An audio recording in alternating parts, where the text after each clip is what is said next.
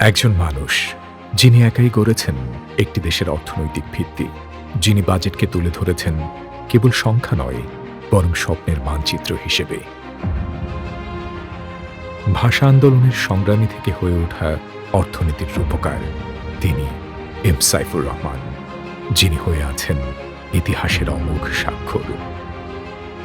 British ভারতের শেষ ভাগে ১৯৩১ সালের ৬ অক্টোবর তৎকালীন দক্ষিণ শ্রীহট্টের সদর থানাধীন মৌলভীবাজারের ঐতিহ্যবাহী বাহার মর্দান গ্রামে একটি শিক্ষিত সম্ভ্রান্ত মুসলিম পরিবারে জন্ম নিলেন এক সম্ভাবনার প্রতীক এম সাইফুর রহমান। তার শিক্ষানুরাগী পিতা আব্দুল বাসির পেশায় একজন শিক্ষক ছিলেন, মাতা তালেবুন্নেসা ছিলেন অনুপ্রেরণার প্রতিমূর্তি। ব্রিটিশ শাসনের অন্ধকার সময়ে তারাও বিশ্বাস করতেন শিক্ষাই মুক্তির পথ, কিন্তু দুঃখ ও দুর্ভাগ্যজনকভাবে প্রাথমিক শিক্ষাকালেই কলেরায় আক্রান্ত হয়ে এম সাইফুর রহমানের শিক্ষাবিদ পিতা আব্দুল বাসির ইন্তেকাল করেন। ৩ পুত্র সন্তানকে নিয়ে দুচোখে অন্ধকার দেখেন সাইফুর জননী বেগম তালেবুন্নেসা। বালক সাইফুর পরিবারের এমন কঠিন সময় ও ক্রান্তিকালে শিক্ষানুরাগী চাচা হাজী মোহাম্মদ শফি আন্তরিকভাবে এগিয়ে এসে নিজ সন্তানের মতোই ৩ ভ্রাতুষ্পুত্রের শিক্ষা দীক্ষার দায়িত্বভার গ্রহণ করেন।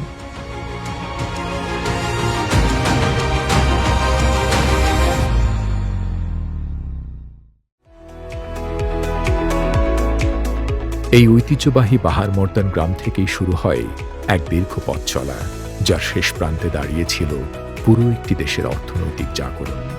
সেই বালক সাইফুর রহমান, যিনি গ্রামের মাটির গন্ধ থেকে উঠে এসে বাংলাদেশের অর্থনীতিকে দিয়েছেন নতুন সংজ্ঞা, যিনি দেখিয়েছেন স্বপ্ন কেবল বড় শহরে নয়, স্বপ্ন জন্মায় গ্রামেও, যদি মাটির সন্তান দৃঢ় বিশ্বাসে এগিয়ে চলে।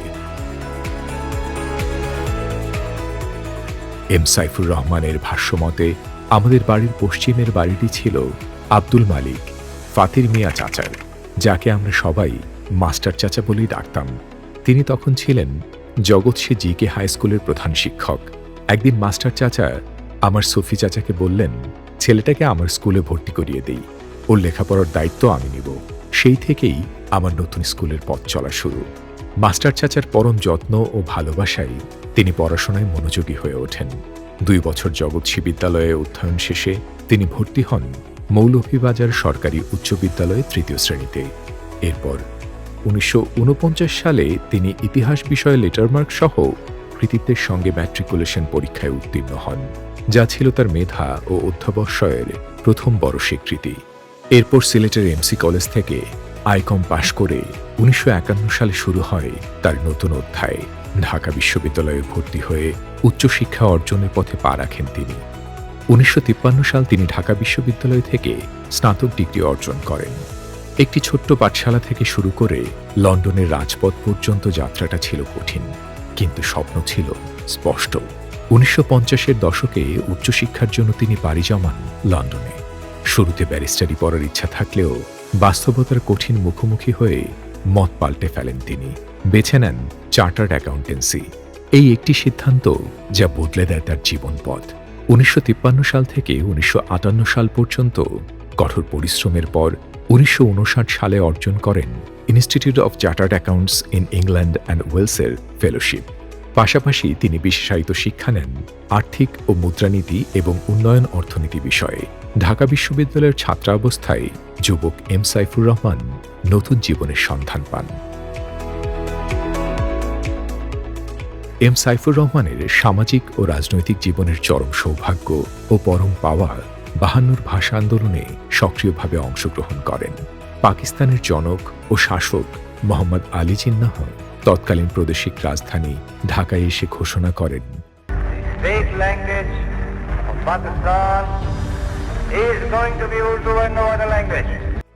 জিন্নার ঘোষণা মানি না মানব না বলে তৎকালীন পূর্ব বাংলার ছাত্র সমাজ প্রতিবাদী হয়ে আন্দোলন সংগ্রাম করে তোলে। এই আন্দোলন সংগ্রামে তিনি নিজে উপস্থিত থেকে রাজপথে নামেন এবং পরবর্তীতে এর জন্য এম সাইফুর রহমান কারাবরণ করেন। পরবর্তীতে তিনি নথি স্বীকার কিংবা মুচলেকা প্রদান করত মুক্তি চাননি। কারাযাতনা শেষে আইনি লড়াইয়ের মাধ্যমে তিনি মুক্তি লাভ করেছিলেন। এম সাইফুর রহমান শিক্ষাজীবন শেষে ১৯৫৯ সালে ব্রিটিশ অক্সিজেন কোম্পানিতে যোগ দিয়েছিলেন। তার কর্মস্থল ছিল পাকিস্তানের করাচিতে, তবে সেখানে স্থায়ী হননি। ফিরে আসেন দেশে, নিজের মাটিতে। ১৯৬২ সালে ২ সহকর্মীকে নিয়ে রহমান হক অ্যান্ড কোম্পানি নামে একটি নিরীক্ষা ফার্ম প্রতিষ্ঠা করেছিলেন। 41 ইয়ার্স একটা ফার্ম থাকা বাংলাদেশে বেশ ইটস অ্যান অ্যাচিভমেন্ট। ১৯৬০ সালের ১২ জুলাই বিবাহ বন্ধনে আবদ্ধ হন বন্দরনগরী চট্টগ্রামের এক অভিজাত খানদানি পরিবারের কৃতিকন্যা বেগম দুর্রে সামাদ রহমানের সাথে। তার কর্মজীবন দিয়ে সারা বিশ্বে পরিচিত একখণ্ড বাংলাদেশ হিসেবে সবচেয়ে বেশি ১২ বার বাজেট পেশ করেছেন বর্ষিয়ান এই নেতা। শহীদ প্রেসিডেন্ট জিয়াউর রহমানের ঘনিষ্ঠ সহচর ও একান্ত বিশ্বস্ত হিসেবে শহীদ প্রেসিডেন্ট জিয়াউর রহমানের শাসনামলেই ছিলেন বাণিজ্যমন্ত্রী। শহীদ জিয়াউর রহমানের পরে বেগম খালেদা জিয়ার নেতৃত্বে গঠিত ৩ বারের বিএনপি সরকারের ছিলেন নির্ভরযোগ্য অর্থমন্ত্রী। তাকে সর্বপ্রথম রাজনীতিতে আনেন শহীদ প্রেসিডেন্ট জিয়াউর রহমান। প্রেসিডেন্ট জিয়াউর রহমানের সঙ্গে আমার সাক্ষাৎ হয় ১৯৭২ সালের ২২শে জানুয়ারি ধানমন্ডির এক বাড়িতে। তারপরে ওনার সঙ্গে কথা বলে আমার কাছে মনে হলো he is very sincere face of the country and change the face of the people, এবং তার এই ব্যক্তিত্বে আমাকে আকর্ষণ করে। তাই আমার এত লুক্রেটিভ প্রফেশন, মানে I was the highest paid professional in Bangladesh in those days, সেটা ছেড়ে দিয়ে তার কথায় আমি রাজনীতিতে ঝাঁপিয়ে পড়ি। সাইফুর রহমান ১৯৬৯ সালে পাকিস্তানের জাতীয় বেতন কমিশনে বেসরকারি খাত হতে একমাত্র সদস্য মনোনীত হন। ১৯৭৩ ও ১৯৭৫ সালে বাংলাদেশ জাতীয় বেতন কমিশনের সদস্য হিসেবে যুক্ত হন দেশের অর্থনৈতিক পুনর্গঠনে। ১৯৭৬ সাল থেকে ১৯৮২ সাল পর্যন্ত বাংলাদেশ সরকারের বাণিজ্য ও অর্থমন্ত্রীর দায়িত্ব পালন করেন। তিনি ছিলেন এক স্বপ্নের স্থপতি, যিনি সংখ্যার ভেতর থেকে গড়ে তুলেছিলেন এক সমৃদ্ধ বাংলাদেশের ভিত্তি।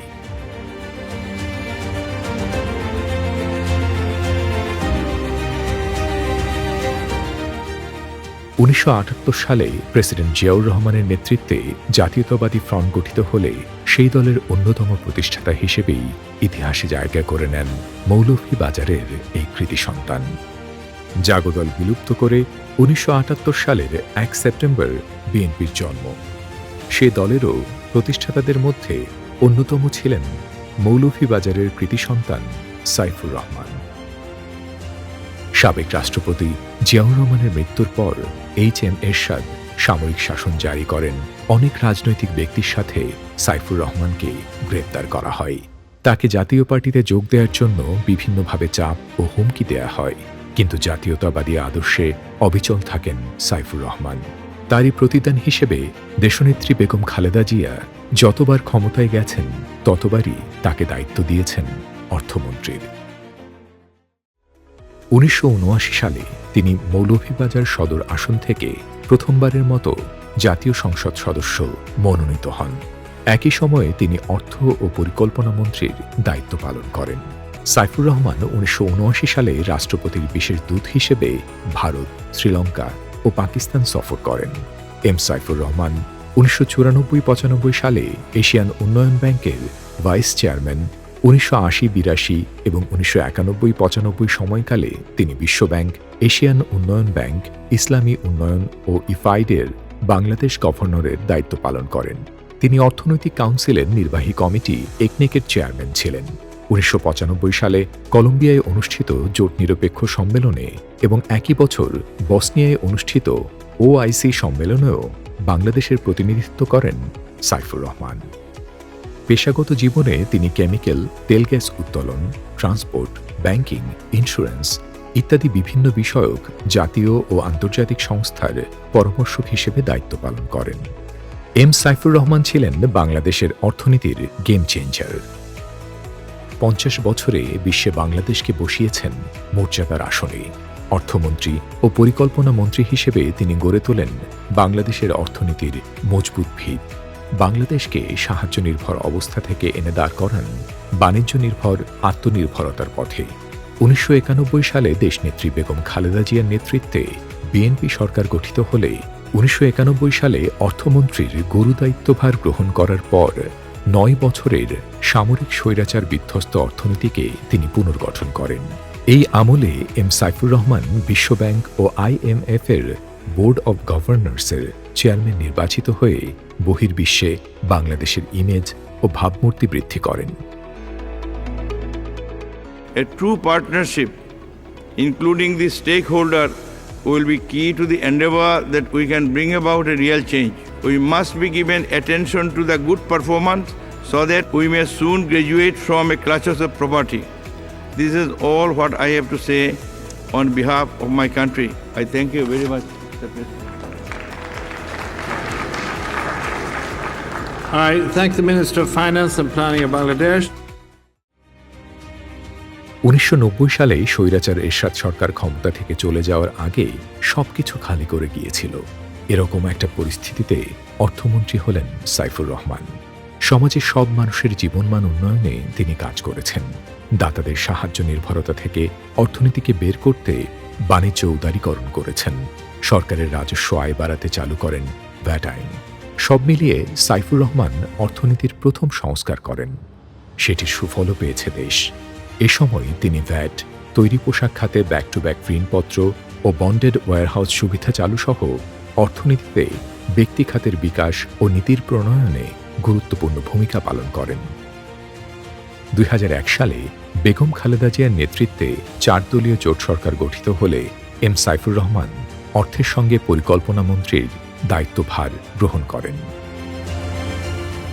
জোট সরকার আমলে তার বলিষ্ঠ উদ্যোগ ও নেতৃত্বে দেশব্যাপী বিশেষায়িত সমগ্র সিলেট বিভাগব্যাপী ব্যাপক উন্নয়ন কর্মকাণ্ড সম্পাদিত হয়।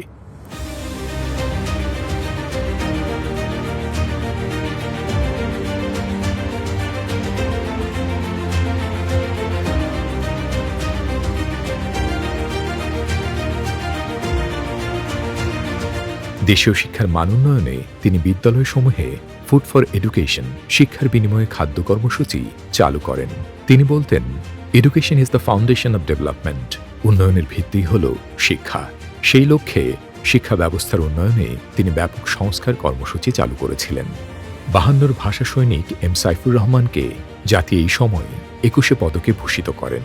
তিনি এমনই একজন ছিলেন যিনি সংস্কারমূলক পদক্ষেপ নেয়ার আগে পদত্যাগপত্র তৈরি করে রাখতেন। ওনার দেয়া সিদ্ধান্তে ৮০ দশকের ৩ মিলিয়নের পোশাক শিল্প আজ ৩৬,০০০ মিলিয়নে পৌঁছেছে। বাণিজ্য খাতে নির্দিষ্ট শুল্ক হারের বদলে মূল্যভিত্তিক শুল্ক হারের সূচনা হয় তার হাতে। পণ্য আমদানি রপ্তানি বাণিজ্যেও আরও অনেক সংস্কার এনেছেন। তো আমি কাগজ উল্টাইয়া দেখি বিভিন্ন ডিস্ট্রিক্ট আছে, সিলেটের ডাবলাই, সিলেট নাই করো। আমি বললাম বেগম জিয়াকে, প্রধানমন্ত্রীকে বললাম সব ডিস্ট্রিক্টের নাম দেখি, কিন্তু আমার ডিস্ট্রিক্ট ১ কোটি লোকের বেশি, সেখানে ইঞ্জিনিয়ারিং ইউনিভার্সিটি নাই কেন? তখন সেক্রেটারি সাহেবরা তখন তারা বলে, ম্যাডাম ওনার তো সেক্রেটারি ইঞ্জিনিয়ারিং কলেজই নাই, ইউনিভার্সিটি পাইবে কোথার থেকে? তাহলে ঠিক আছে, আমি কলেজ দেওয়া শুরু করেন, first phase to be converted to university, এবং এইরকম করে প্রজেক্ট বানাইয়া নিয়ে আসেন। তো বলে এইটা কি হবে? বলে এইটার হবে না, ওইটা নিয়ে আসেন, নিয়ে আসার পরে একসঙ্গে দুইটা হবে। দেশ দুনিয়ায় নাম কুড়ানো মৌলভীবাজারের বাহার মর্দনের সেই ছেলেটি দেশের অন্যতম অর্থমন্ত্রী। কর্মে তার অনন্য গুণ। তিনি উন্নয়নের যে স্বপ্ন দেখতেন তা বাস্তবায়নও করতেন। নিজ জন্মস্থান মৌলভীবাজার সহ পুরো সিলেট বিভাগেই রয়েছে তার চোখ ধাঁধানো উন্নয়নের ছোঁয়া। দীর্ঘদিন থেকে তিনি প্রোস্টেট ক্যান্সারে ভুগছিলেন।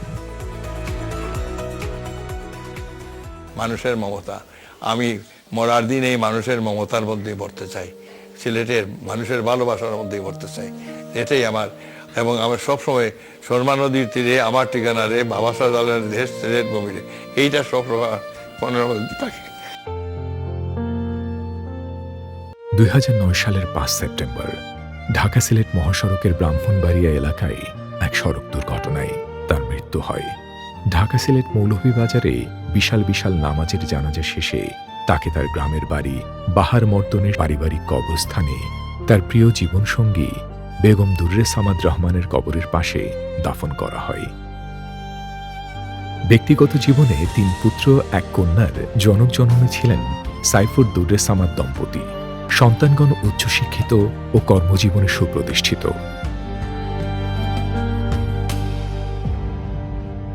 আমি নীরব, তবুও আমার স্তব্ধতা তোমায় ডাকে। জাগ্রত বিবেককে প্রশ্ন করি, তুমি যা কিছু রেখে গিয়েছ সেসব কি মৃত্যুর পরেও কথা বলে? জীবন ক্ষণিক, কিন্তু আমূল চিরন্তন। বেঁচে থাকো তুমি লাখো মানুষের হৃদয়ে, তবু তোমার কাজ বেঁচে আছে অদৃশ্য স্মারক হয়ে।